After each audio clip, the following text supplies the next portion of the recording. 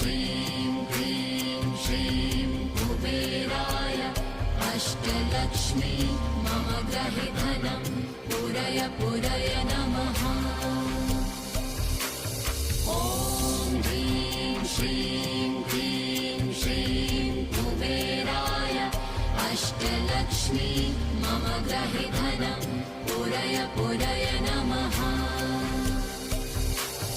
ॐ ह्रीं श्रीं ह्रीं श्रीं कुबेराय अष्टलक्ष्मी मम गृहे धनं पूरय पूरय नमः।